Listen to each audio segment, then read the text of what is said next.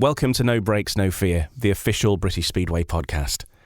I'm Ian Brannan, and throughout this episode, we're going to be paying tribute and celebrating the life of Nigel Pearson, who sadly passed away at the age of 52 last week. He was, for millions, the voice of Speedway over the last 2 decades.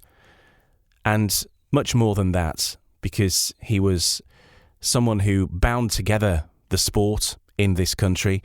He was also someone who contributed extensively to match programmes, to magazine articles, to radio features, and not least this podcast, which Nigel was very proud of, and he saw and the need for it and helped us make this idea a reality and was hugely involved in it every single week.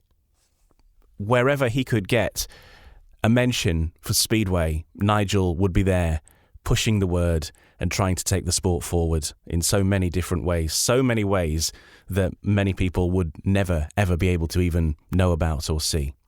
In this episode, we're going to hear from some of those closest to Nigel.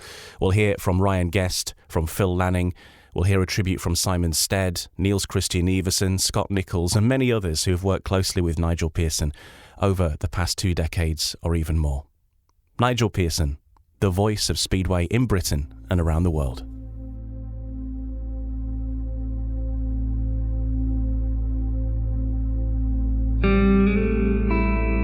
Back in 1990, I was on hospital radio at the time in Dudley, and I got a call from Colin Pratt at Cradley. And he said, our announcer's leaving. Would you like to come and be our announcer at Cradley? And we also need somebody to take over the programme editing. I know you're on hospital radio, and I know that you're working at the local paper, so you can talk and you can write. Do you want to come and have a chat? So in 1990, I became the announcer and programme editor of Cradley Heath. And that was a dream come true. Absolute wow. Dream come true. 1 lap to go. Come on, Chris Harris. Down the back straight he goes. And Hancock looks over his shoulder. Yes. Watch out for this here. This is magnificent. And Chris Harris. Oh, yes. Oh, fantastic. If you talk with confidence and authority, it's important to have a strong, authoritative voice to portray the drama of sport and where we're at in a particular game. 5 minutes ago, he was being clattered into by his teammate. He's picked himself up, dusted himself down, and has just pulled off one of the most sensational rides we have seen on Sky Sports all season. When I went to school, if you'd have told me in future life you're going to sit next to Dave Lanning and Sid Waddell, I'd have gone, you've been drinking. Ty Woffenden is half a lap away from making history. Ty Woffenden in the white helmet is going to be World Speedway Champion for a 3rd time! Woffy! Woffy! Woffy! 3 world titles and Great Britain's greatest ever rider in Speedway history! It's a better product now than even than the halcyon days of the 60s, 70s and 80s one-off world finals. It's better racing now. You know, I can honestly say if I wasn't working in Speedway, I'd still pop along and go and watch it, for sure. His first active involvement in Speedway was as a programme editor and announcer at Cradley Heath in the early 1990s, and had been the British Speedway press officer since 1999. Nigel was, of course, the voice of domestic Speedway TV coverage, having commentated for Sky Sports, BT Sport, and last season in the first year of the sport's new deal with Eurosport. He'd also served as the world feed commentator for the Speedway Grand Prix series for over a decade. And together with his regular partner Kelvin Tatum, they called many of the sport's iconic moments. We will hear some of those iconic moments through the course of this podcast because we want it to be a celebration of Nigel's life and work as well. So we're going to cover some of those moments, and very soon I'll be joined by a couple of people who knew him very well in Ryan Guest and journalist Phil Lanning, who will share their stories, and we've got many other messages from around the world of sports media and from some riders and other figures associated with Speedway as well. First, though, the words of the British Speedway chairman Rob Godfrey, who, of course, spoke with Nigel on an almost daily basis. He said that Nigel was an ambassador. There's no question that this sport has grown in stature in the last couple of years. It's grown in promotion, on social media, and Nigel has been a big part of that. He's taken us from the tabloid age to the digital age, and I think he's done it very successfully. Certainly the amount of people who were talking about him on Friday night is something he would have loved. But this is for all the wrong reasons. I guess he would have laughed if he could have known that the news crashed the sport's official website on Friday, and when I went on Google, he was in the top 10. Our thoughts have to be with his family, his wife and children, and his parents. He talked all the time about his mum and dad, going away to York, and most of the time we used to talk virtually every day. Nigel was a rock, and if this had happened to anyone else, I would have been ringing him to say, "Nige, what are we going to do about this?" I've also spoken to previous chairmen who have said the same as me, that Nigel has been a rock to their chairmanships too, and for the sport of Speedway as a whole, he was an absolute ambassador. Nigel was the voice of Speedway, and we're all going to miss him terribly. British Speedway sends our deepest condolences to Nigel's wife Kerry, the two sons Liam and Jake, his daughter Sarah, and all of their family and friends. Now let's hear from someone who was particularly close to Nigel and has involvement, of course, in a club that was also particularly close to Nigel. In fact, he was once the centre green announcer and worked very closely on their press and PR coverage, even up until last week. The manager of Sheffield Speedway and the Great Britain Speedway team, Simon Stead. I've found it impossible to find the right words.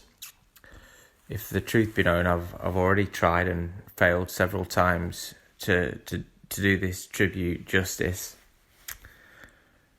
I know I'm going to echo many of the tributes already left as we try and come to terms with the sudden and tragic loss of Nigel. Nigel was so much more than just a friend, someone I admired, respected, and loved being in the company of. It was only a few weeks ago that he called into my family business, just having a chat, usually talking about our joint love of shoes with dodgy tassels. Kerry hated them, but we always had a laugh about it. And when we were going to get a chance for our next pint of Guinness together, his infectious laugh and charm was as infectious as ever. I remember one time he called into work, and I can't remember why, but he missed seeing my dad for whatever reason. And what stood out for me that particular time was it would have been easy for Nige to sort of think, I'll catch him next time. But instead, he called him on his way home. Later on that afternoon, my dad came out of his office, smile on his face, and said, "Oh, Nigel's just phoned. I had a catch up with him." I just think that's the guy he was. He has that fabulous ability to put a smile on people's faces. Now, sport and Speedway in particular has lost its brightest star, a gift that brought sport to life for so many of us, a gift that we were lucky to have and enjoy, and one that can't ever and will never be replaced. I'll be forever grateful for the friendship I had with Nigel, and I'll cherish every single memory I have with him dearly. Rest easy, Scoop, and thank you for everything. As Simon Stead with his tribute to his close friend, Nigel Pearson. To be honest, I think many of us within Speedway just can't really fathom it, you know, and I'm sure it's the same for many of you as well. It sort of doesn't seem real. Less than a week ago, I was speaking to him about this podcast. I spoke to him more last week than I think I've spoken to any other previous week.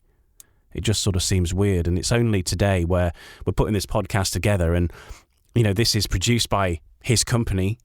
Myself and Nigel have worked closely on this for over the last year, pretty much exactly a year ago, I think we started, and we speak every week about it. And then it's only really dawned on not just me, but all of us who work regularly with Nigel, that he's not there to organise it. He's not there to sort of come up with the ideas or say, I've got this guy who's going to come on, or this person's going to come on, or what are we going to do this week? And it's down to us to come up with the goods, and in the circumstances we've got to pay tribute to Nigel. It's all a bit strange. For me, I first encountered Nigel, like probably many of us have, and on the TV, as a Speedway fan, watching the sports on whatever channel it was, and Nigel's commentaries alongside Kelvin. And then I was working in the West Midlands on Smooth Radio. I was there for about a year, and Nigel was a big fan of Smooth Radio, and he followed me on Twitter, and just like any other person would, maybe. And while I was in the Midlands, I went to watch Wolves one night, and it was very hard to get to Speedway after you'd done a show, because the show didn't finish till 7. You had to kind of pick a day where you could definitely get out of town and get across there. And anyway, I managed it this one time because I was working early in the morning once, and so I had the afternoons free, so I was able to get to Wolves. So I went to Wolves, and I put a photo on Twitter of me at Wolves, and Nigel was straight in touch saying, "What are you doing there? You'll have a great night." And he was sort of explaining Speedway to me as if I'd never been before. And so we got chatting about Speedway from then, and this is 4 years or something like that ago. I eventually started my own podcast called Humans of Speedway, and Nigel was the second guest to come on it. And, it was just amazing that he was like so up for doing it and so enthusiastic, and there was nothing that, nothing was too much trouble. We had a right good chat. And we talked all about his involvement with Speedway, and how he's not just somebody who's become a commentator of Speedway. Speedway was in Nigel's very fabric, like it is, probably all of us who are Speedway fans. We all, very, very few people, I don't say we all, but very, very few people become Speedway fans middle-aged. We've grown up with it. We've gone for years. We've gone as far as we can remember.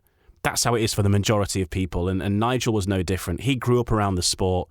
And here he is talking about that. And I'm not afraid to play clips of him, because that's what we remember him for. We remember him for his voice and for his stories. So here is Nigel talking about his early days in the sport. I used to live in Selby, a little village outside Selby called Thorpe Willoughby in North Yorkshire, in between Leeds and York. Yeah.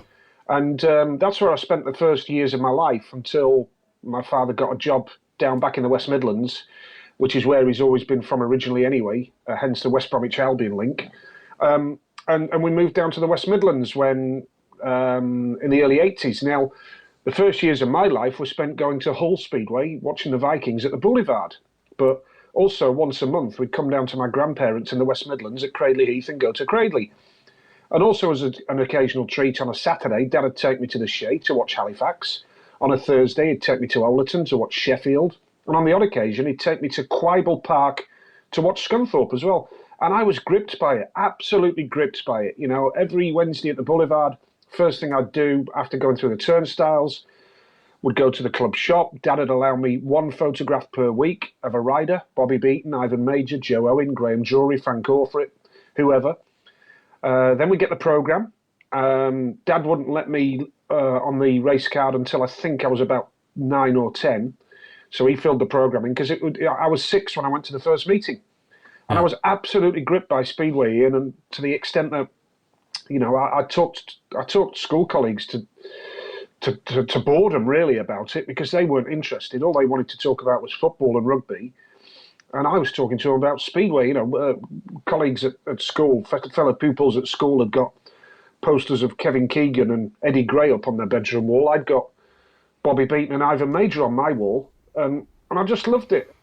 And of course, he was once a co-promoter at Dudley Heathens, and really got involved in the running of a club, and learnt quite a lot about what goes on for promoters, and how, frankly, it can be a thankless task as well. But all for a club that he loved, and all for a sport that he loved dearly as well. Let's hear from A couple of people who work the closest with Nigel on a daily basis. We'll hear from Phil Lanning in just a moment, legendary journalist in his own right, but spent a good deal of time working alongside Nigel, producing content for the Speedway Star, for programmes and various other publications as well. And of course, Phil is the son of the late, great Dave Lanning, who was such a huge influence on Nigel's career and his career path.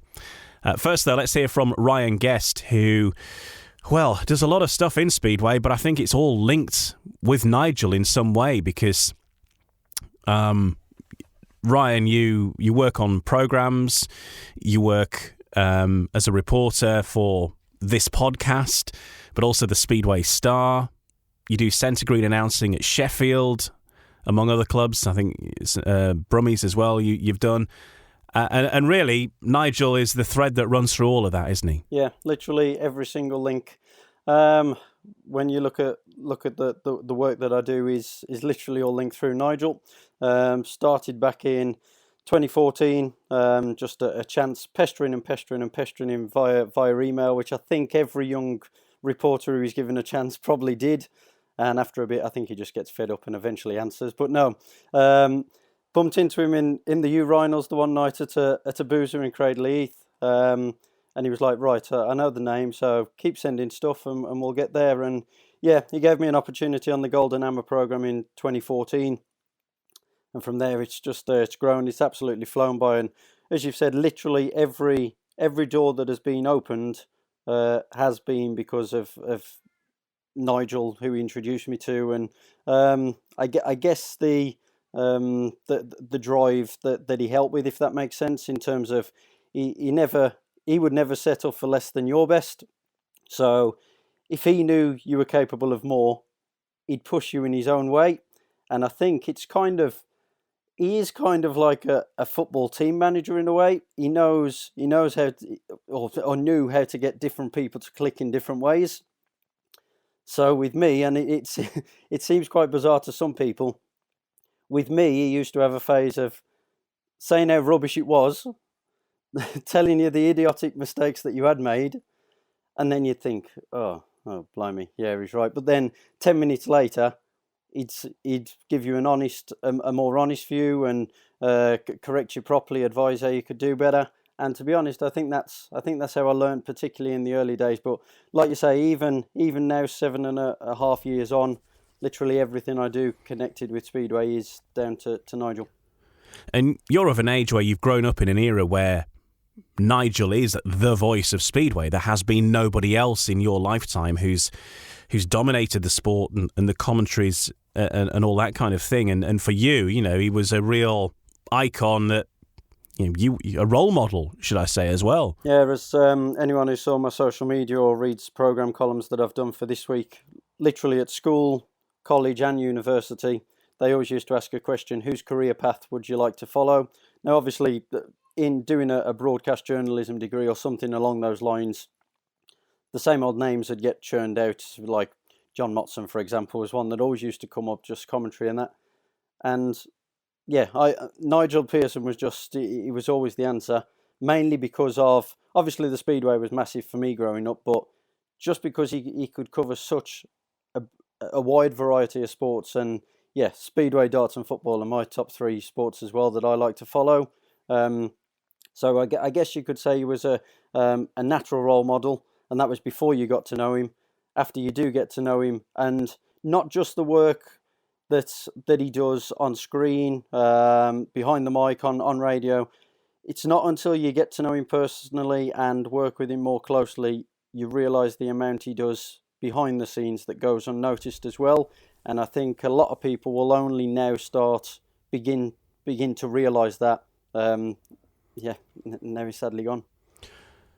The majority of Speedway fans will think of Nigel and think of the stuff on the TV, the commentaries. And yeah, sure, maybe the stuff in the Speedway Star and all that. But his work was way, way deeper than many will ever realise. And I've likened it to one or two fans who've got in touch with me over the last week saying, comparing Nigel to a bit of an iceberg as far as Speedway's concerned. We see quite a lot, but it's just the tip. The majority of what Nigel did was completely off the radar unless you actually were involved in it and knew what was going on. And it was a 24/7 operation for Nigel, even in the off-season, wasn't it, Speedway? Yeah, he literally did never stop. You just said 24/7, and with Nigel it was literally 24/7. From what I know, he used to wake up more or less religiously at 6 a.m. every morning. If you hadn't had a text or an email by 7 a.m., then you knew something was wrong, usually a hangover, a Guinness or something like that. But even to the moment he went to bed at midnight, you'd still be getting texts, especially if you'd been at a meeting. You'd want to make sure that the tasks that he'd set you before you were done, if you'd managed to pick anything else up in addition. But when you say 24/7, it's only about a week and a half ago, I had a text off him at 3:30 in the morning because he was fretting about one of his programs signing off the next morning, and it was the first one of the season. And like you say, that was just another role that some people may realise goes unnoticed. He was a program editor for a number of clubs, and yeah, he literally never switched off. And as you said, the amount of volume of work he does, we knew it anyway from working so closely with him. But even we, in the last few days, are discovering the little extra bits that he did. And I think I'm pretty sure it was Chris Van Straten at Wolverhampton Speedway described him as the finest media ambassador the sport has ever had. And I think we're now really gonna understand that, because Nigel went above and beyond to make sure clubs got newspaper inches, columns, regular build-up, regular reaction. And yeah, I know it's still very early days. It's still bizarre right now. It is so bizarre. Just that you're not getting those phone calls and you're not getting those emails, and you're expecting to hear from him. Especially for me today, a week ago I was on the phone to him 2 or 3 times last Tuesday, talking about this podcast and what we're going to do. And today, we're having to fend for ourselves, and it sort of starts to feel a bit more real. Let's hear from Phil Lanning now. Phil Lanning is with us, journalist, of course, over many years, working alongside Nigel, colleagues, but also close friends as well. Your dad, Dave Lanning, of course, was the voice of Speedway through the 70s and 80s, and that was the era that Nigel grew up in. And I know that he's told me personally that, he idolised your dad's commentary and all the things that your dad did for Speedway as well, and his sense of pride at following in his footsteps, not just in Speedway but also in darts. And another hero of his, Sid Waddell, and for him to be working alongside those two for a period at Sky on the darts was, a huge sense of achievement for Nigel. And meeting your idols and working with them, he really felt he'd made it. And he such close ties with your family. Yeah, absolutely. Every word you said there is spot on. And it's interesting because I think in both those sports, darts and Speedway, the audiences are particularly critical. They only like people they think are one of their own to do those jobs. And it's interesting, and without being... So, my dad was known as the voice of Speedway during the 70s. I think Nigel was the only person who truly took that mantle and became the modern voice of Speedway. Don't think anyone has ever been accepted. And that's one of the greatest compliments in broadcasting, that Nigel's followed the likes of my dad, who was the trailblazer who put it on first, so he's obviously going to be regarded as that. In darts as well, to step into that scenario as a commentator, and I don't think people realise the pressure that comes with that either. I don't think people realise that there is nothing there. There is no school for commentators. There's no way of winning over people. You literally sink or swim. And for someone, and Nigel's done that in 3 sports. And it's not many the BBC had commentators down the years who've dipped into Olympics, like the Alan Weekses of this world, who've ducked and dived. Barry Davis did Olympics and football. Not many have been the master of three, and Nigel, probably that's maybe his biggest achievement in lots of respects. That to walk into a scenario like darts where they had big names, like again, Sid had been around for years, right from the day one with my dad, and then to come in and be on the back of other guys who like Stuart Pike and John Gwynn, who were very well respected, and he kind of came in seamlessly, and picked up a sport and understood its characters. And people don't realise. There was an interesting thing. There was a tweet today with Hazel Irvine on the snooker, which she had on the table. She had this massive folder of information, of background and research. Nigel's research was absolutely sensational. And for all of this stuff that we've spoken about, how he achieved that, I do not know, because you can't bluff your way through the stuff that Nigel was doing. You don't get away with it. You don't cut corners. You know this. If you're in broadcasting, you can't. When you're doing a football match and you're doing it for 90 minutes, you can't just think, I won't do the research the night before on that player, because you know you're going to need it. But he did that. But somehow that broadcasting on its own was a 24/7 job.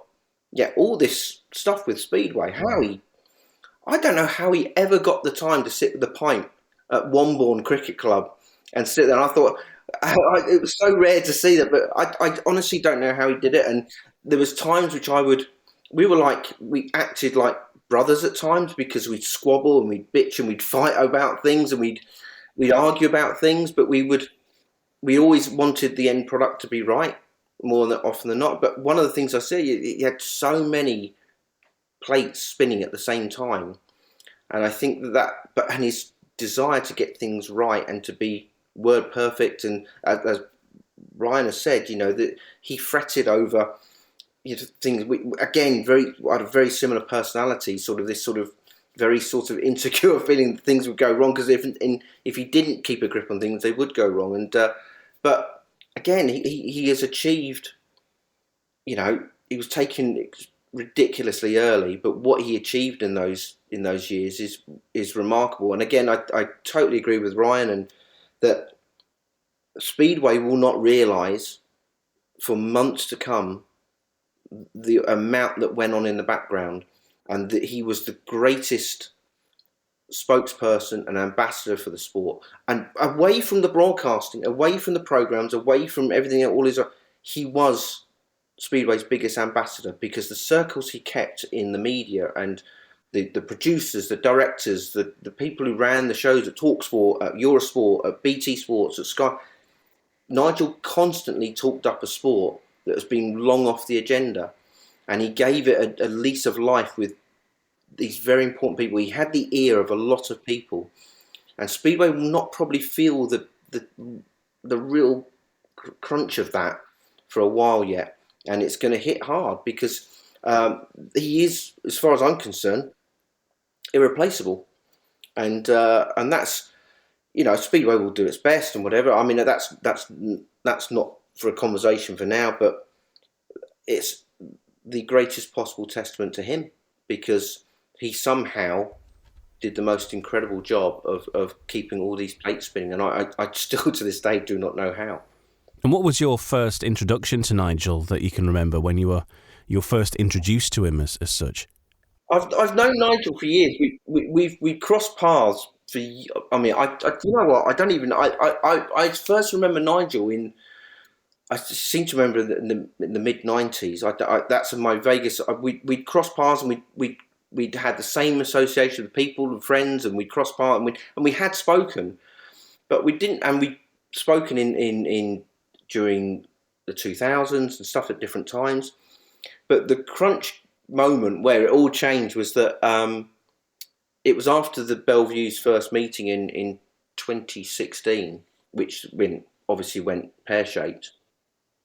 And I'd gone there with my children. I was fuming. I remember tweeting some angrily because the meeting was called off.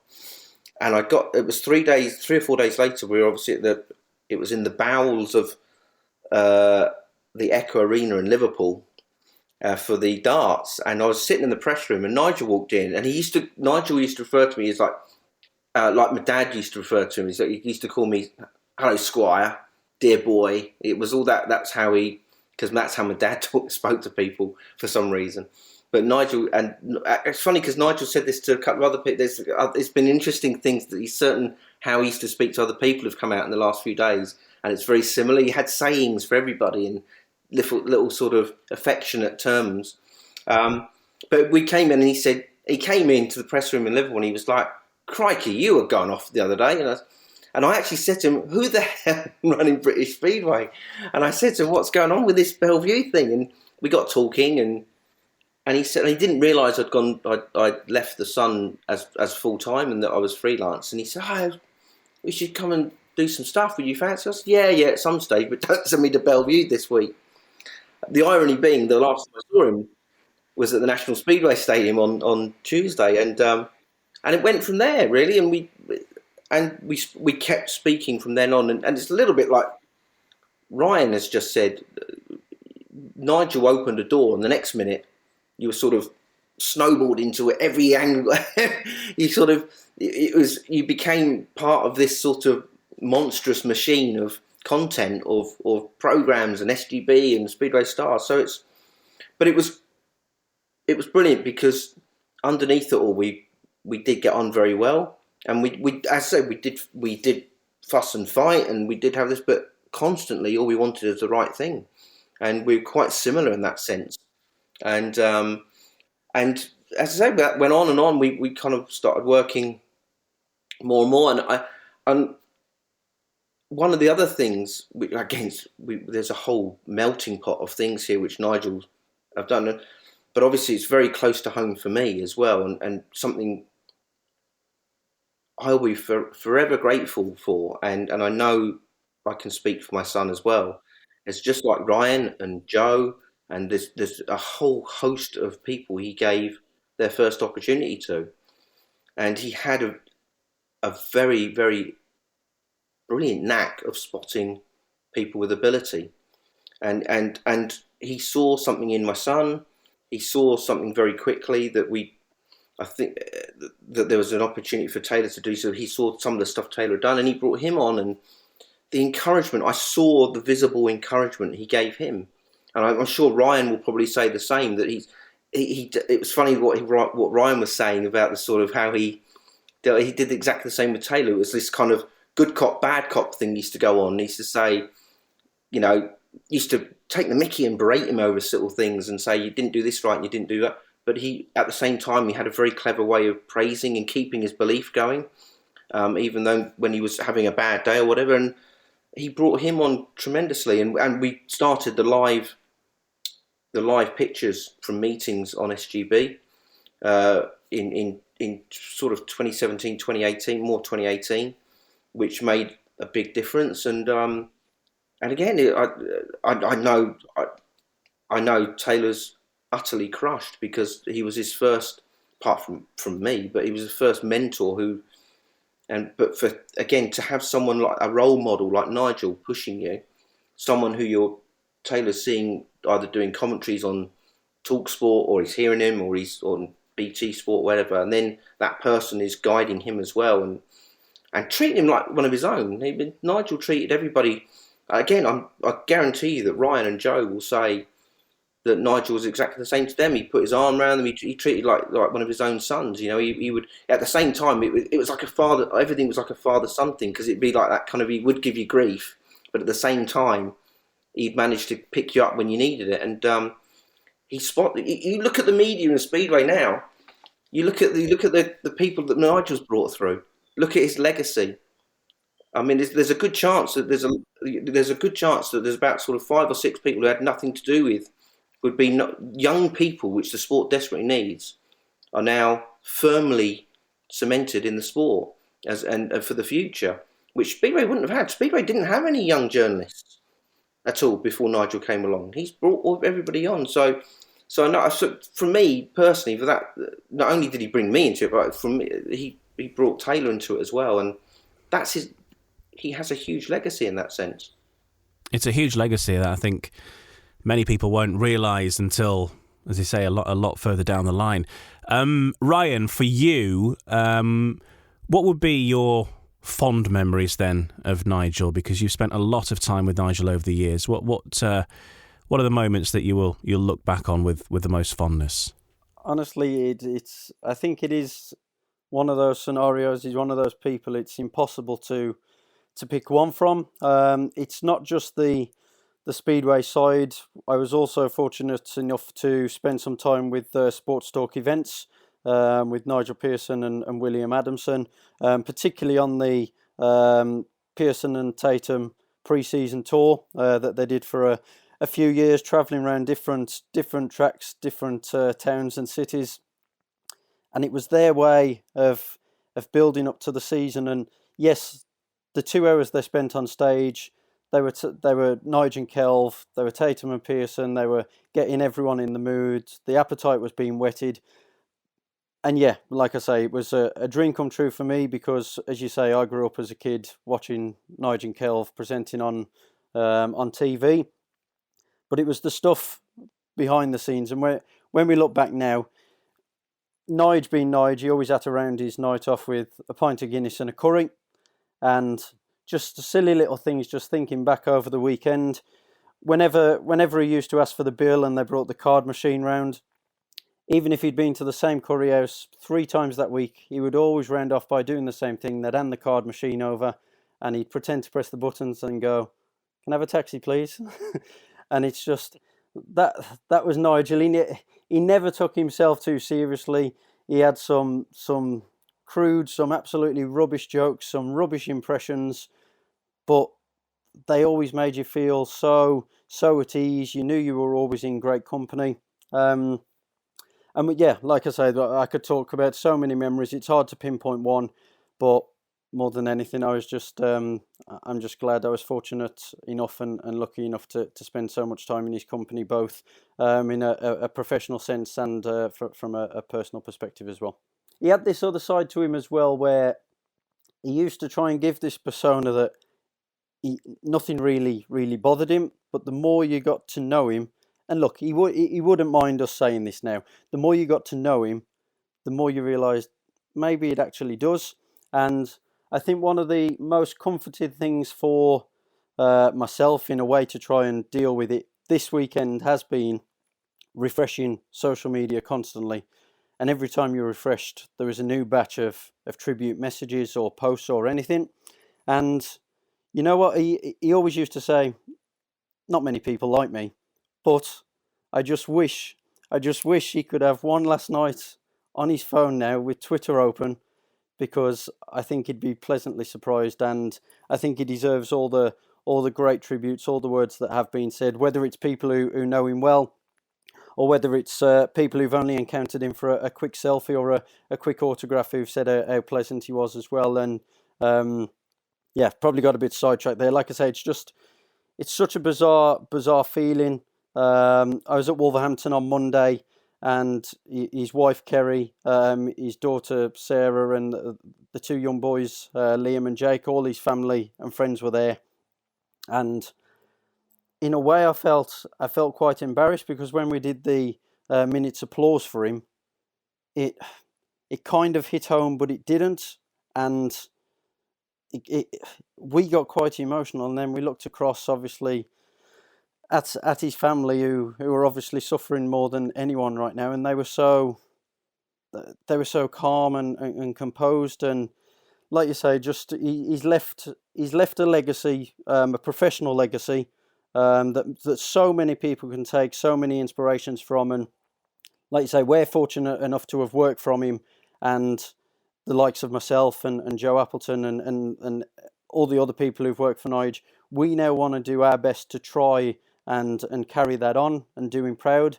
But it's also a story that people can look back on who never knew him, the next generation of journalists, whether they're at school, college or university now, see what he achieved, as Phil said, not just in one sport, not just in 2 sports, but in 3 sports, on radio, TV and print.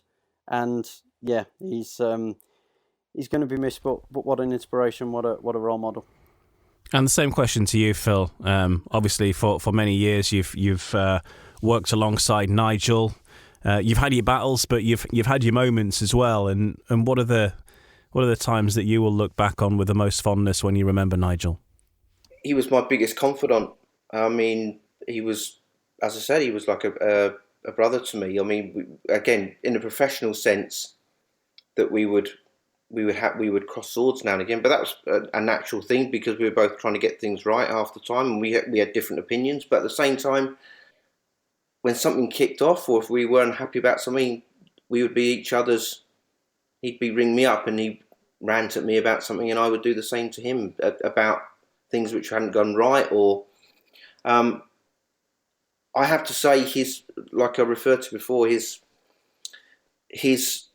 the way he treated my son, I think that's my abiding memories would be the last, that because he gave Taylor some stick, and in a funny way that the last thing he said. I mean, there was a couple of last things he said to me at Bellevue on Tuesday, but the last thing he said to Taylor was he was trying to set up after he'd done the interviews with the riders. And this is a constant thing he did to Taylor everywhere he went. It was the same joke. It was funny that Ryan was saying he had the same thing. And then when Nigel had finished doing the interviews with the riders, Taylor wanted to get a picture together with the riders. And he was going, "Can you?" And Taylor went up and said, "Oh, right, can you do this?" And Nigel's going, "Hang on a minute, I'll have to translate for you. You can't. What was that? What is that? I can't hear you. Oh, it's the Scottish accent." And Taylor every single time fell for it. Went, "What?" And he said, "I can't hear you. What is it?" And it was he used to give Taylor so much stick like that, and Taylor used to love it. And there was a time when Taylor travelled down because he was going to a playoff meeting with Nigel, and he got the train down to Wolverhampton or somewhere, and I don't know what happened. They were meeting up somewhere. It turned up he was getting a taxi to Womble and to meet Nigel, and on the way, everywhere Taylor goes, he had a hot chocolate and a pan of chocolat. And it was like Nigel used to give him grief about this because he's like, bloody middle class, typical Lanning, And when he got we were trying to direct Taylor in this cab, and Nigel said, "I live in a cul-de-sac," on this text message to Taylor, and Taylor sent it back to me. "What does this mean?" He said, "What's this CULDESAC?" And Nigel said, he doesn't know what a cul-de-sac is. He says he knows what a pan of chocolat is, but he doesn't know what a cul-de-sac is. And everywhere he went, he used to just say to him, "Cul-de-sac, pan of chocolat," and he just grieved. But he treated him like one of his own, and he just constantly was like that. It was constant stupid stuff, and it kept you smiling, even in the most times of when things would get fraught with deadlines and stuff. He still made you laugh, and that's the things that I will take away from him. And naturally, as a father, when he's so good to one of your own kids, it's and such a good guide and such a good role model that it's that's going to be my fondest and abiding memory of him. And not he wouldn't let me. He said if I didn't do, we went to Wolves one night, and he said I said I refused to do some program copy for him because he was being cheeky to me, and he refused to. He bought me an ice cream and refused to put raspberry sauce on it. That was he said, "You're not getting raspberry sauce," and I didn't even know what that was because it's a Midlands thing, I think, raspberry sauce on your ice cream. So that's stupid stuff like that. He was just a good lad. He was just a really good lad and a really good bloke. The thoughts of Phil Lanning and Ryan Guest, two people who worked extremely closely with Nigel Pearson on a daily basis for a number of years now. You're listening to No Brakes, No Fear, the official British Speedway podcast, as we pay tribute to one of the great figures of British Speedway over the last 20 years or so, Nigel Pearson, who passed away last week. Let's hear from some more of those who knew Nigel well, including, first of all, a rider who was involved in that moment when Ty Woffenden won his third world title, because Ty didn't actually win that race, he came second. The person who won the race was Nicholls' Kristian Iversen, and he's been paying his respects to Nigel Pearson.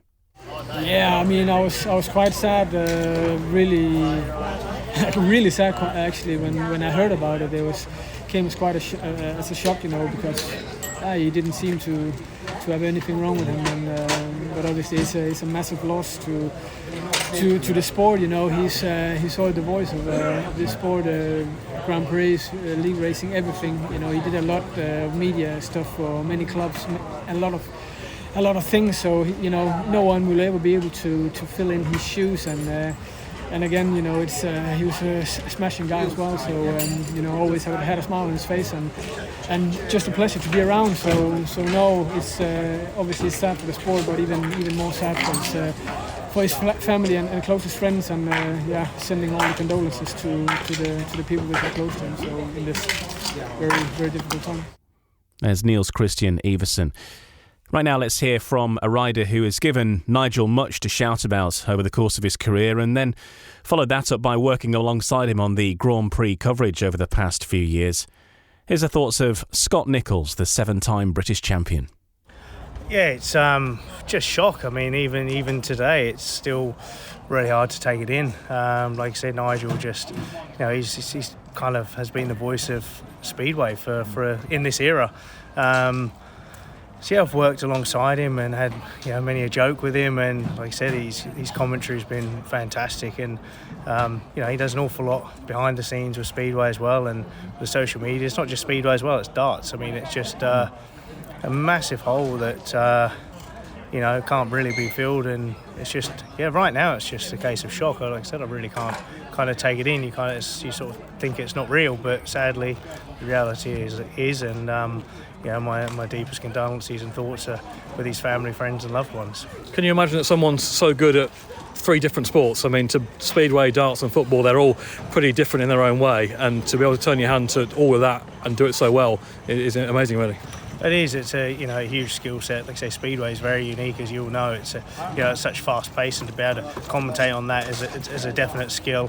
But it is the knowledge he had for it as well. You know, it's people can read up on things, but I mean, he was just a wealth of knowledge, and you know, it's a passion. You know, that's the thing, is people can do certain jobs as a job, but you know, Nigel, from a Speedway perspective, had been around it from a very young age, and he knew the stories, he knew the riders, he knew them personally, and obviously he was around Speedway, so he'll be hugely missed. That's Dave Rowe speaking with Scott Nicholls. Now, Dave himself has worked with Nigel Pearson for many, many years. We're talking well over 2 decades, and has shared many highs and lows over that time, and of course was due to be joining Nigel in Eurosport's coverage this coming year. Let's hear Dave Rowe's own tribute to Nigel Pearson now. I've known Nigel for around 20 years. My first real involvement was when he asked me to cover a Wolverhampton meeting at Peterborough, doing various newspaper reports. That was in the days when you had to actually phone through the newspaper copy. You couldn't email it. You had to phone it through and give all the Polish pronunciations and so on. But I really enjoyed it, and gradually that got me involved in other aspects of Speedway media. It eventually led to me going full-time freelance in 2004. There's no doubt that as Nigel's career really took off in the mid-2000s, it definitely benefited me. We worked together on many things, and I would say over those 20 years, on average, we've spoken on the phone at least once a day, and often more than that. I was really delighted for him when he took over as lead Speedway commentator on Sky. He was undoubtedly the right man for the job. Although, of course, the Nigel and Kelvin combination actually took some time to come, because Kelvin at the time generally did the co-presenting with Jonathan Green, you might recall, and only a bit later on did he go into the commentary box with Nigel on a regular basis. Nigel was rated all over the industry, and that's absolutely no surprise. He had such a strong, distinctive broadcast voice. His commentaries had such great authority. He knew the sports he was communicating, whether it was Speedway or darts or football. He would always do it in a way that would grab the attention of casual viewers. We can all joke about the catchphrases. We all had our bingo cards. Trust me, we all had our bingo cards. And actually, many of us used to text him during the broadcasts responding to something he'd said. But over those 3 sports, Nigel has set incredible standards. And certainly in Speedway, there will not be a way of replacing him. You can't replace the Nigel and Kelvin combination. It was quite simply one of a kind, and the way they interacted on air was exactly how they were off air as well. And it's so rare to find a commentary pairing in any sport who bounce off each other in that way. I've got so much to thank Nigel for, including helping me find a way into Talk Sport for football reporting. This was back in 2006. He said he'd put a word in for me. I'm still there now, 15, 16 years on, and there have been some unbelievable tributes from our colleagues at TalkSport over the last few days on air. They've done an incredible job. Nigel was respected by everyone in the sports he covered. The Speedway riders, darts players, footballers, managers he dealt with at local clubs. You can see that the respect from the tributes, the number of tributes that have been paid and how heartfelt they've been. He was massively hardworking. He did so much for Speedway in the media, and the industry has changed so much. It's changed beyond recognition over the years. He totally embraced the need for social media. He gave opportunities to younger people to help out with that and to improve what we've been doing in that respect. He did an amazing job in the lockdown year to keep Speedway in people's minds. And actually, this podcast is something also that he was really passionate about. We'd said for a while we wanted a regular professional show that was a good listen and projects a good image for the sport, and what's happened with that has been a big success, and a lot of that is down to Nigel's work in putting it all together in the first place. The one thing I don't understand is for a man who was so busy and so committed to his work is how on earth he found time for his family. But I know that he did. He was so happy with Kerry and their two boys. He loved seeing his elder daughter as well. And I could almost predict the times of the year when he'd asked me to cover things for a few days whilst he went away. Nigel and Kerry, brilliant parents, and my heart so much goes out to Kerry, and she has been so strong over the last few days. What happened last week is something that I think you only read about it. It doesn't happen to people, but this time it has. We did the Eurosport launch at Bellevue on Tuesday. He was in great form, banter with all the managers and riders. Absolutely nothing was wrong. We spoke on Wednesday ironically when Birmingham got called off. He then texted me later on about 5:30, and then I got a call first thing on Thursday morning telling me what had happened. And I'm convinced that everybody who received that call will have reacted in the same way, because 52 years old and to go so suddenly is just not fair. As I said, I had so much respect for Nigel, especially the side you didn't see on TV, and that was just a friendly guy who looked after his friends and he was brilliant company. I am going to miss him terribly. The only thing I can say is that he loved the sport. I love the sport. I went to 2 meetings over the weekend and I didn't know how I'd react. In fact, I got asked to stand in as announcer at Leicester at short notice on Saturday. Thoroughly enjoyed it. Once the racing was on, I was engrossed in it, and this is a cliche, but I'm sure that is what he would have wanted. And I'm sure all of my colleagues, writing or broadcast, we want to carry on and keep building on his incredible work, but there is no doubt that things aren't going to be the same. Thanks, Nige. Had a blast working with you. As Dave Rowe and his tribute to Nigel Pearson, and I echo what Dave says there, because it isn't the same. Nigel not being here obviously is not the same. But as far as a lot of the work that you don't see, we know what Nigel's standards were. We know what he would demand and the sort of things he would do. And I think where, as much as we can, I think there is a drive and a determination among as many of us that have ever worked with Nigel to continue that, because it was all good stuff. It was the right stuff, and it was the stuff that was making a difference.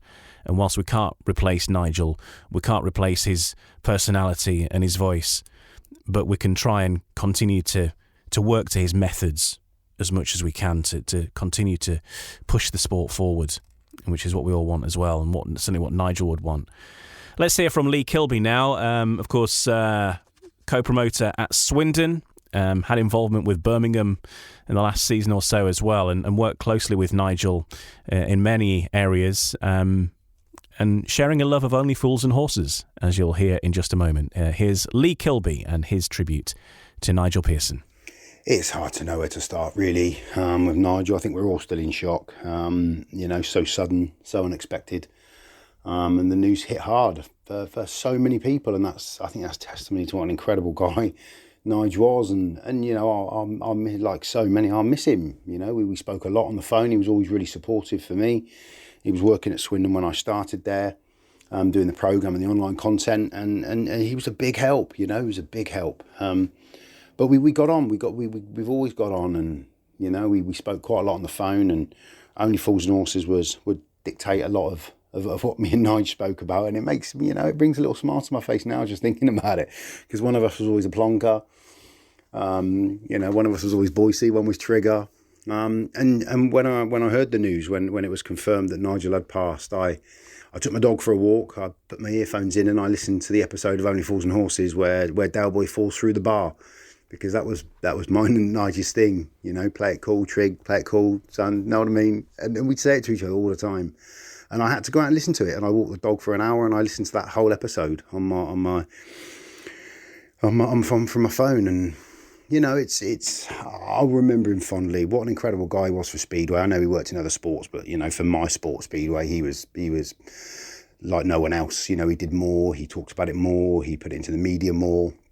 And he was an incredible voice of Speedway. Again, we laughed on many an occasion about the stick that he would receive from people. And, I received a lot of stick over the last 12 months. And he was such a support. He said, look, Gil, you just got to ignore it and laugh it off. And we did. And he was exceptional for that with me. So I'll miss him massively, I have to say. But I will always remember him with a big smile. And I always look forward to seeing him. So, we'll continue to do our best for him this year. Obviously, I'm doing a little bit of work with BSN and the streaming. And whenever I do that, I'll be thinking of Nigel, because he was, out of anybody that was watching the BSN show, I think it would have been him more than any that I'd have been ringing afterwards to say, how did I do? How did I do? So maybe when I get to the end of my first couple of meetings, I will look up to the sky and ask him how I've got on. So, yeah, rest in peace, Nigel. You will never, ever be forgotten. You're a wonderful guy. And we will see each other again sometime. And in true Dalboy fashion, bonjour, Nigel, bonjour. Hello, this is Mike Taylor from BBC Radio WM. I met Nigel for the first time on my second day in radio.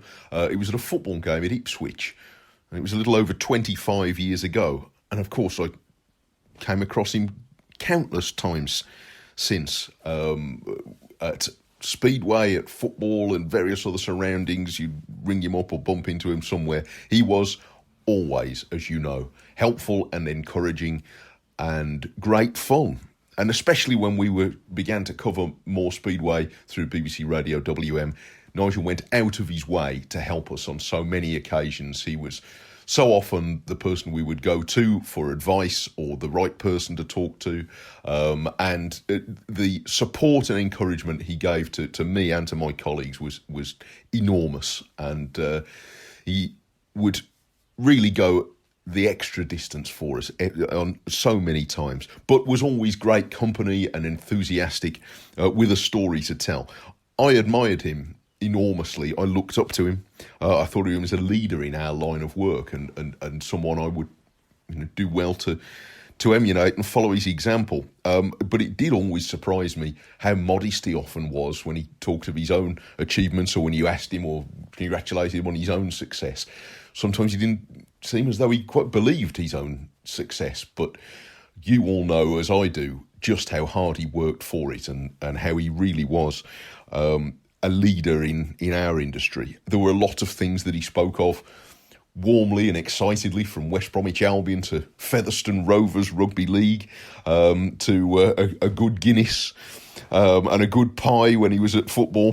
Always Speedway, of course, and there were so many stories of places in the past, from Hull Vikings to Odsal to his time with growing up watching the Heathens, and to all the personalities and people he knew and met and enjoyed the company of. More than any of those things, though, he spoke warmest of all of his family, and I don't know Nigel's family, but I almost felt like I did from the way that he talked about them so frequently. Their family trips to York very much excited him in recent years, and only the last time I saw him a couple of weeks ago, he was talking about having taken one of his lads to football and how much he'd enjoyed it. He really was the proudest father and husband and family man, and knowing that it made the news of last week even more shaking. Me and my colleagues were passing messages round the other night when we began to hear the news, and we really were deeply shaken by it, as I'm certain you all were too. But we will remember Nigel in the most fondly, and we shall miss him very much in all the places where we know we'd have bumped into him this year and far beyond. So the greatest sympathies to all of you, all of his countless friends in Speedway and far beyond, and most of all to Nigel's family. Our very deepest and warmest wishes to you. There's Mike Taylor from BBC Radio WM and his tribute to Nigel Pearson. This is No Brakes, No Fear, the official British Speedway podcast. Next, we're going to hear from Joe Appleton. Now, Joe has worked probably as closely with Nigel over recent years as anyone you could dare name, as you'll hear in Joe's piece, speaking with Nigel on a daily basis, updating the British Speedway websites and social media and all of those things that need regular attention. And Nigel was across all of that, making sure that the right things were posted at the right times. And that was a partnership with Joe that was really key to bringing British Speedway into the digital age. Let's hear from Joe Appleton now, speaking about Nigel. 4 days on, and I'm still struggling to comprehend the unimaginable loss of a true great, a true friend, Nigel Pearson. Nigel and my dad were the best of mates at school. They went to King's Swinford School after Nige made the move from Yorkshire way and came down to the Midlands. They followed Cradley Speedway up and down the UK throughout the season. West Bromwich Albion home and away. Nigel loved his rugby. They travelled up and down, following the rugby, and any major event they could get to. You bet they were there. From the World Final in Amsterdam to Hillsborough for an FA Cup semi-final, they were there side by side. Nigel and my dad lost contact for a few years, but Dad would always fill me in about the great stories of Nige starting out on hospital radio and working his way to the top. And he always spoke about Nige with great pride.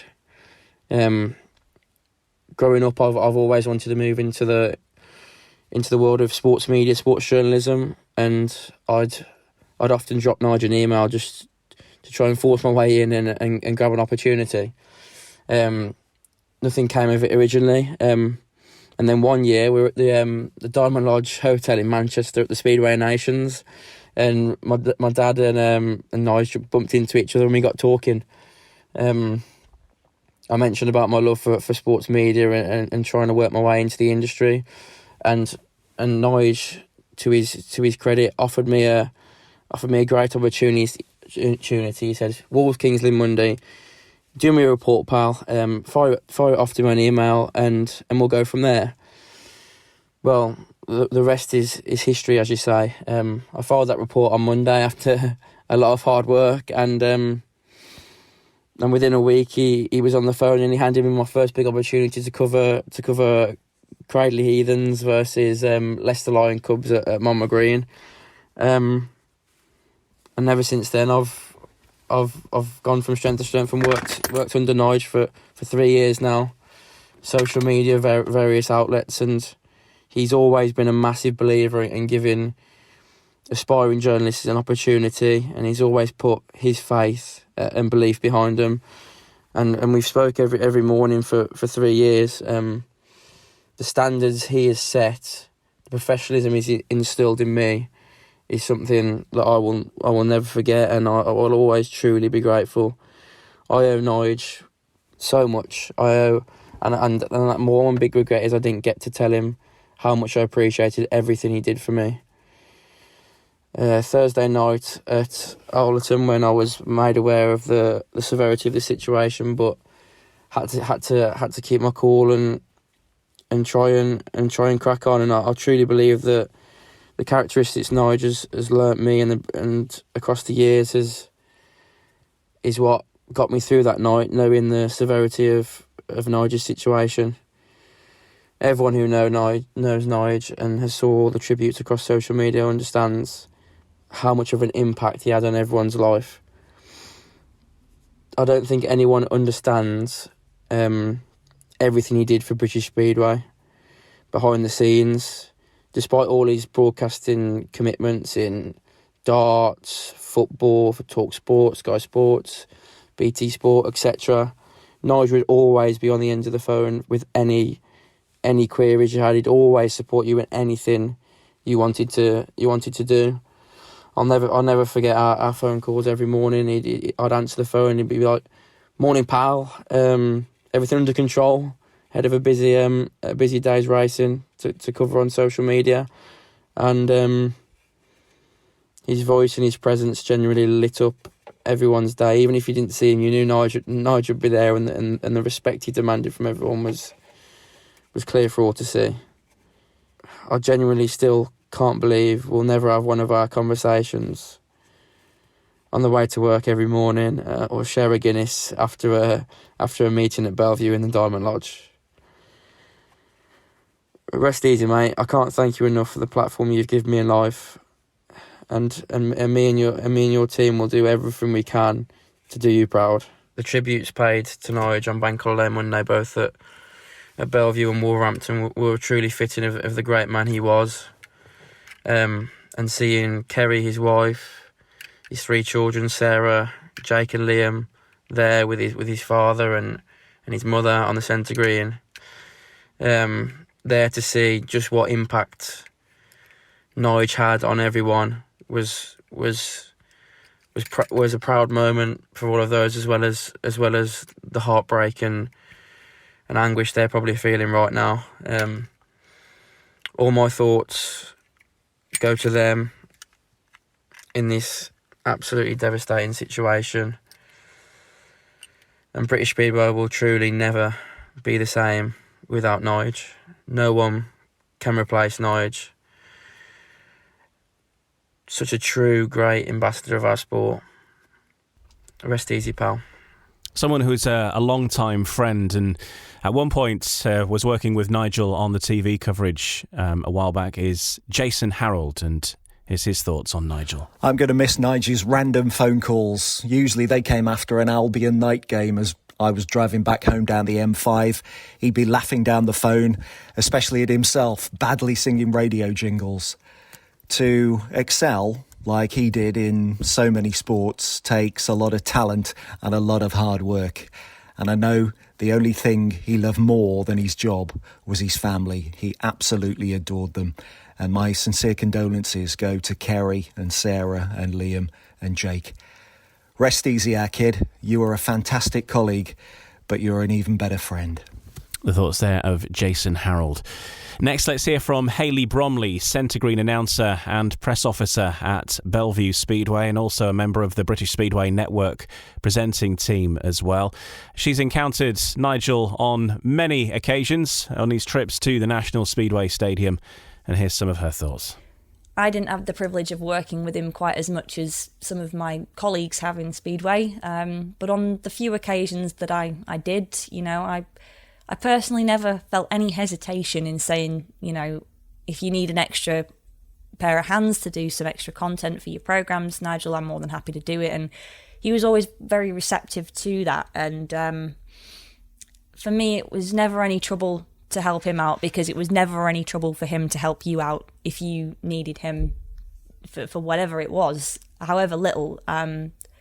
He was just a very, very kind, very genuine and very cheerful person. And certainly, on the Easter Monday fixture at Bellevue, his absence for me was noticeable, because he would always turn up. I mean, traditionally on Good Fridays and, Easter Mondays or whatever, we would start our meetings early and we'd serve brunch in the Peter Craven suite. And Nigel, if he could, would always come up early so that he could have his breakfast in the suite before the meeting. And it was noticeable that he wasn't there on Monday. I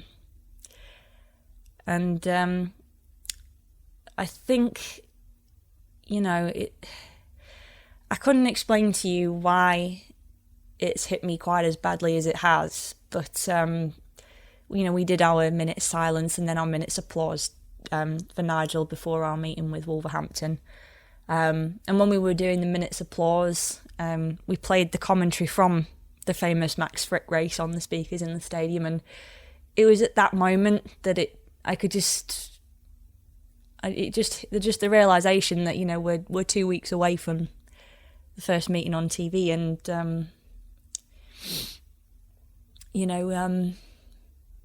it just hit me that we're never gonna see or hear him again. And Speedway on TV without Nigel Pearson is gonna be so strange, because to me he was the voice of Speedway, and it was difficult to keep it together on Monday, hearing that playing over the speakers and realising that. It's just so unfair. But I'm sure that Nigel wouldn't want us to be down. The work he's done for this sport, not just in terms of the Speedway press office, in terms of the media broadcast, but for individual clubs as well, all the work he's done on their social media. He's built an incredible foundation for us in that respect. And the best thing that we can do to honour him is to build on that as we move forward and to keep growing what he started and really just to make him proud, I think.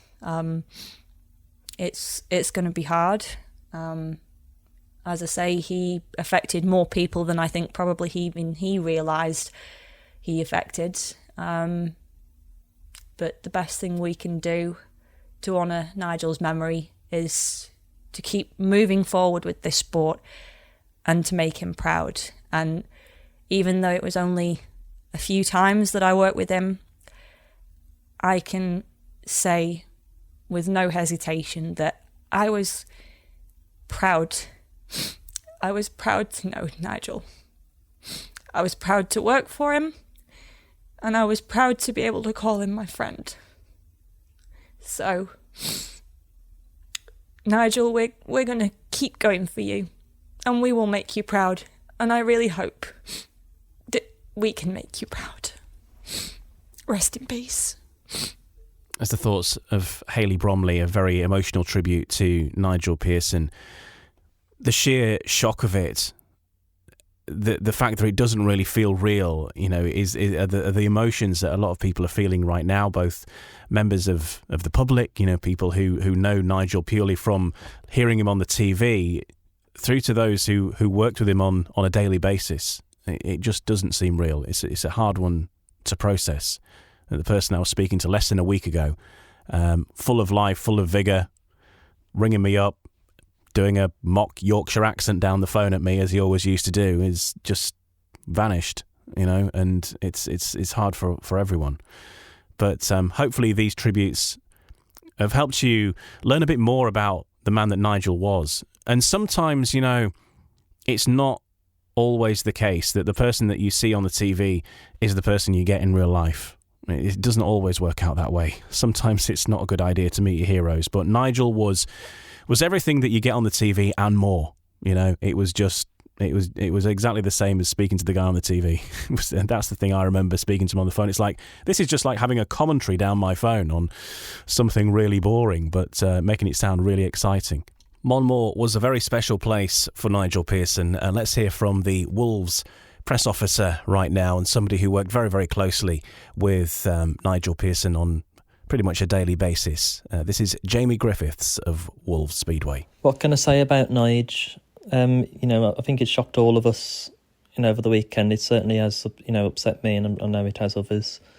I've known Nigel for a few years personally, more so over the last few months. We've been working alongside each other. I can't tell you how much I'm going to miss these calls, just out the blue, almost every day. I'll do anything for that now. Growing up, I've always, looked up to Nigel, been watching him, as a youngster from sort of 2006, 2007 time on the TV.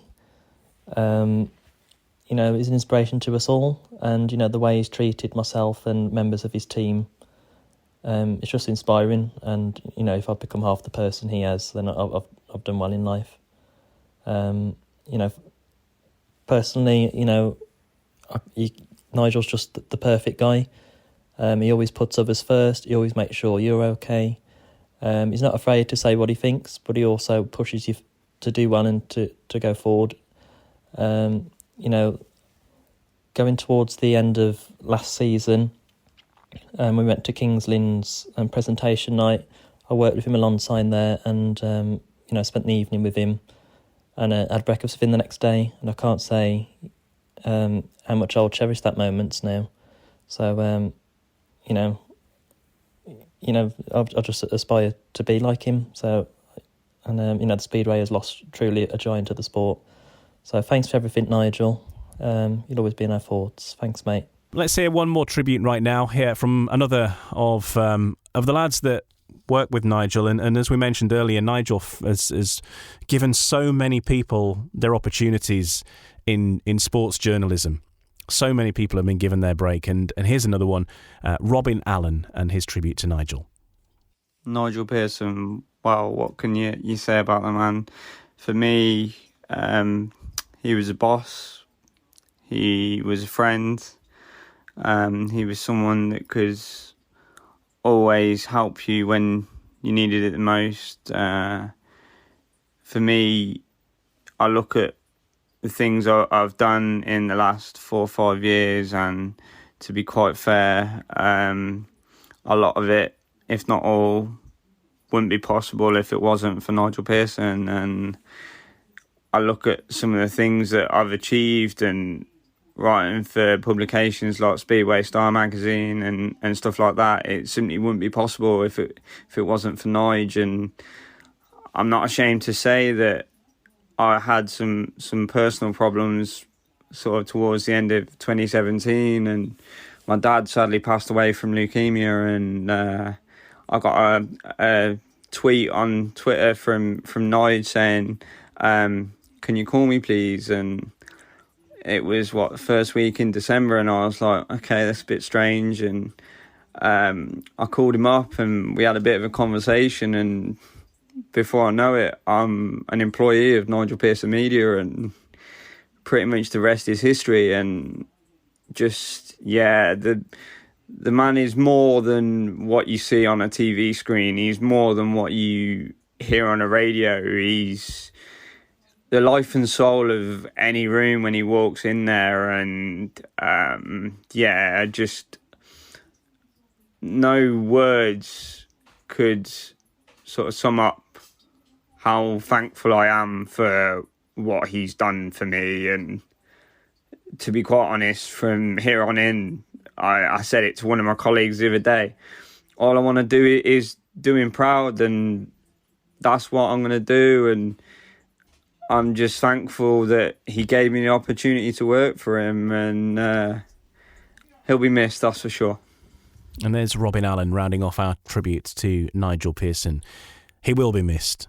Absolutely he will. But those of us that worked closely with Nigel, that knew him well, in all areas of the media that he covered, and from this podcast, which was his production, to the writers and the lads that do the stuff in the Speedway Star, the programmes, and I'm sure his colleagues in TV as well will continue to have Nigel in mind and think, what would Nigel do in certain situations and continue to drive the message of Speedway and what a great and exciting sport it is to as many people as we can. It's going to be a lot harder without Nigel helping us do that, for sure. But we will continue to do that. And please, it all starts at home. And as many people who can just take a friend, encourage your friends and family to go along and try Speedway out.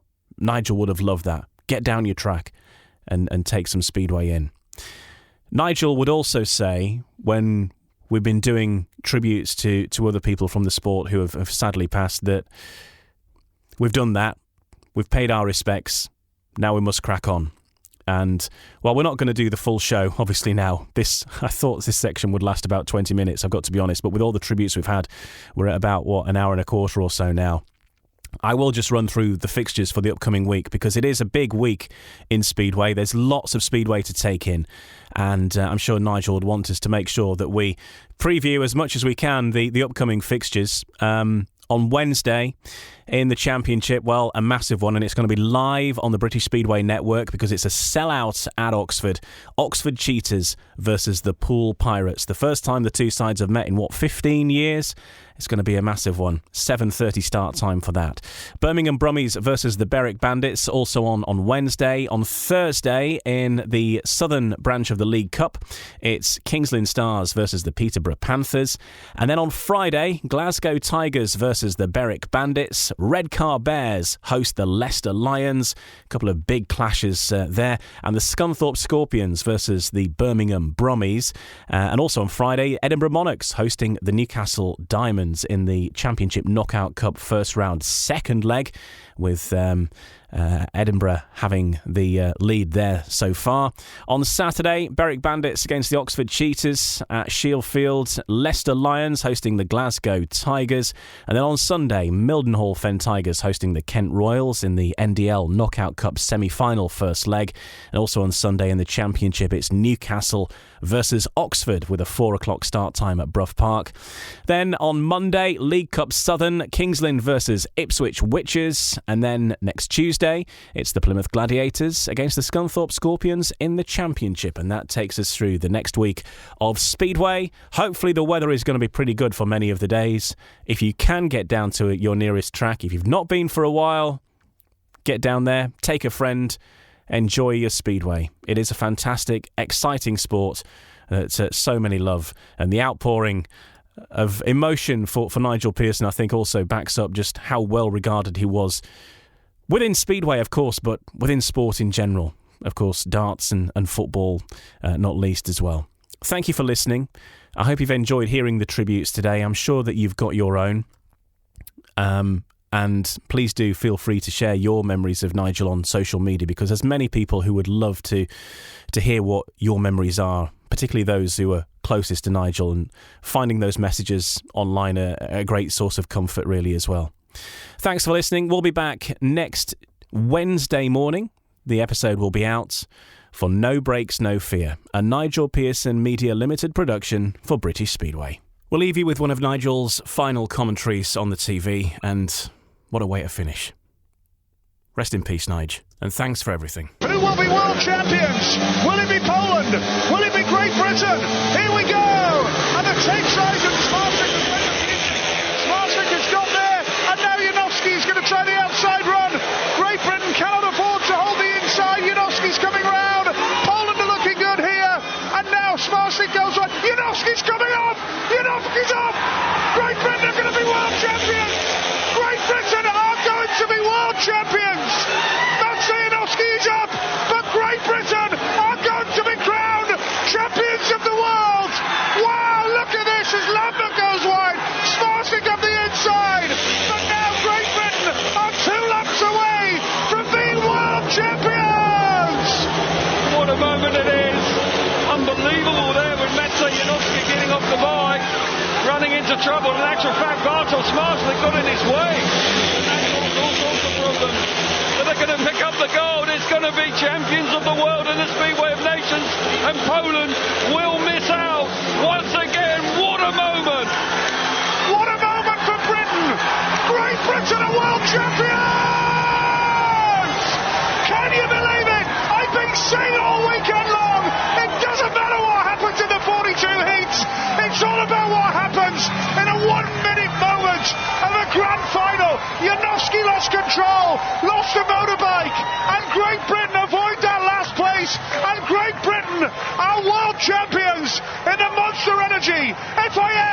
Speedway of Nations! No brakes, no fear. The official British Speedway podcast.